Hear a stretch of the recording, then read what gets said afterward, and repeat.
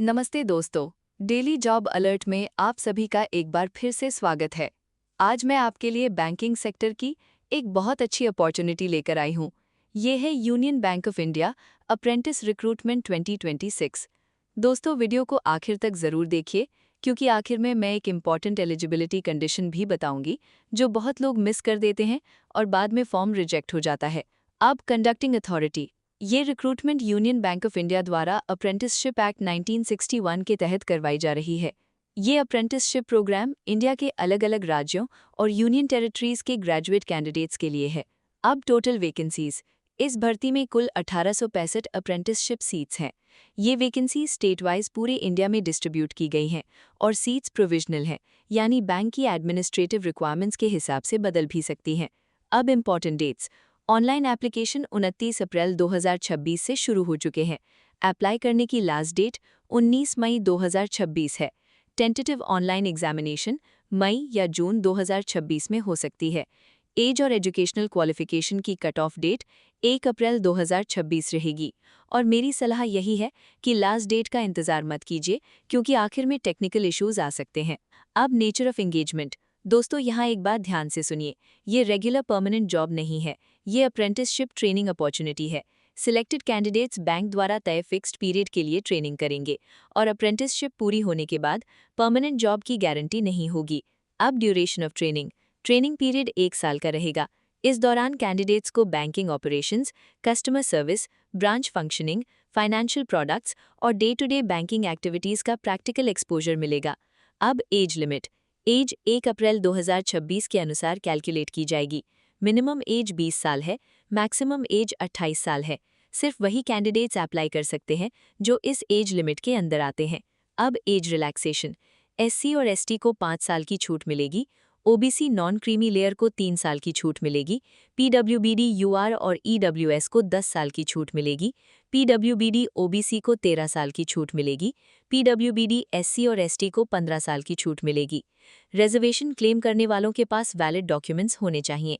अब educational qualification, किसी recognised university, institution या कॉलेज से ग्रेजुएट डिग्री होनी चाहिए। ग्रेजुएशन किसी भी डिसिप्लिन में हो सकती है। अब यहाँ एक बहुत इंपॉर्टेंट कंडीशन है, ध्यान से सुनिए। ग्रेजुएशन रिजल्ट 1 अप्रैल 2026 या उससे पहले डिक्लेयर होना चाहिए और ग्रेजुएशन कट ऑफ डेट से 4 साल से ज़्यादा पुरानी नहीं होनी चाहिए। मतलब आपकी ग्रेजुएशन मार्कशीट या पासिंग सर्टिफिकेट 1 अप्रैल 2022 से पहले का नहीं होना चाहिए। अगर ये कंडीशन पूरी नहीं होती तो कैंडिडेट एलिजिबल नहीं माना जाएगा। दोस्तों, यही वो पॉइंट है जो काफ़ी लोग मिस कर देते हैं, इसलिए फॉर्म भरने से पहले अपनी ग्रेजुएशन डेट ज़रूर चेक कर लें। अब state wise vacancies, Andhra Pradesh में 303 सीट्स हैं, असम में 29 सीट्स हैं, बिहार में 60 सीट्स हैं, चंडीगढ़ में 6 सीट्स हैं, छत्तीसगढ़ में 25 सीट्स हैं, Dadra and Nagar Haveli and Daman and दिऊ में 2 सीट्स हैं, गोवा में 5 सीट्स हैं, गुजरात में 58 सीट्स हैं, हरियाणा में 30 सीट्स हैं, हिमाचल प्रदेश में 1 सीट है, जम्मू एंड कश्मीर में 2 सीट्स हैं, झारखंड में 34 सीट्स हैं, कर्नाटका में 131 सीट्स हैं, केरला में 39 सीट्स हैं, लद्दाख में 1 सीट है, लक्षद्वीप में 1 सीट है, मध्य प्रदेश में 116 सीट्स हैं, महाराष्ट्र में 196 सीट्स हैं, मेघालय में 1 सीट है, नागालैंड में 1 सीट है, एनसीटी ऑफ दिल्ली में 48 सीट्स हैं, ओडिशा में 58 सीट्स हैं, पुडुचेरी में 1 सीट है, पंजाब में 21 सीट्स हैं, राजस्थान में 32 सीट्स हैं, सिक्किम में 2 सीट्स हैं, तमिलनाडु में 95 सीट्स हैं, तेलंगाना में 164 सीट्स हैं, त्रिपुरा में 1 सीट है, उत्तर प्रदेश में 335 सीट्स हैं, उत्तराखंड में 10 सीट्स हैं, वेस्ट बंगाल में 56 सीट्स हैं, अंडमान एंड निकोबार आइलैंड्स में 1 सीट है। ग्रैंड टोटल 1865 सीट्स हैं। और ध्यान रखें, कैंडिडेट केवल एक ही स्टेट के लिए अप्लाई कर सकता है। अब मंथली स्टाइपेंड, रूरल और सेमी अर्बन ब्रांचेस के लिए 15,000 रुपीज़ पर मंथ मिलेगा, अर्बन ब्रांचेस के लिए 18,000 रुपीज़ पर मंथ मिलेगा, मेट्रो ब्रांचेस के लिए 20,000 रुपीज़ पर मंथ मिलेगा, लेकिन कोई एडिशनल अलाउंसेस नहीं मिलेंगे, जैसे DNS allowance, transport allowance, PF, ESI या बोनस नहीं दिया जाएगा। अब selection process, stage 1 online examination होगा, ये ऑब्जेक्टिव टाइप होगा, कुल 100 क्वेश्चंस होंगे, टोटल 100 मार्क्स होंगे, ड्यूरेशन 60 मिनट्स होगी और सबसे अच्छी बात, इस एग्जाम में कोई नेगेटिव मार्किंग नहीं है। सब्जेक्ट्स में जनरल या financial awareness, general English, quantitative aptitude, reasoning ability, computer knowledge और Union Bank of India products and services शामिल होंगे। ऑनलाइन एग्जामिनेशन का परफॉर्मेंस शॉर्टलिस्टिंग में काफ़ी इंपॉर्टेंट रहेगा। अब stage 2 local language test. Candidate जिस स्टेट के लिए अप्लाई करेगा उस स्टेट की लोकल लैंग्वेज पढ़ना, लिखना, बोलना और समझना आना चाहिए। बैंक 10th या 12th का सर्टिफिकेट मांग सकता है जिसमें लोकल लैंग्वेज पढ़ी हो। अगर ऐसा प्रूफ नहीं है तो लैंग्वेज प्रोफिशिएंसी टेस्ट देना पड़ सकता है। अब फाइनल सिलेक्शन ऑनलाइन एग्जामिनेशन के परफॉर्मेंस पर होगा। डॉक्यूमेंट वेरिफिकेशन होगा, लोकल लैंग्वेज वेरिफिकेशन होगा और मेडिकल फिटनेस सर्टिफिकेट भी देना होगा। सिलेक्शन तभी फाइनल होगा जब सारी एलिजिबिलिटी कंडीशंस पूरी होंगी। अब एप्लीकेशन फ़ी। जनरल और ओबीसी मेल कैंडिडेट्स के लिए 944 रुपीज़ है। जनरल और ओबीसी फीमेल कैंडिडेट्स के लिए 708 रुपीज़ है। एससी और एसटी के लिए 236 रुपीज़ है। पीडब्ल्यूबीडी के लिए 236 रुपीज़ है। ट्रांसजेंडर कैंडिडेट्स के लिए 236 रुपीज़ है। एक बार फ़ी जमा होने के बाद रिफंड नहीं होगा। अब important eligibility conditions. Candidate eligible नहीं होगा अगर उसने पहले अप्रेंटिसशिप कर ली है या अभी अप्रेंटिसशिप कर रहा है, या ग्रेजुएशन के बाद 1 साल या उससे ज़्यादा वर्क एक्सपीरियंस है, या पहले मिसकॉन्डक्ट के कारण अप्रेंटिसशिप से टर्मिनेट किया गया है। दोस्तों, ये बहुत इंपॉर्टेंट पॉइंट है।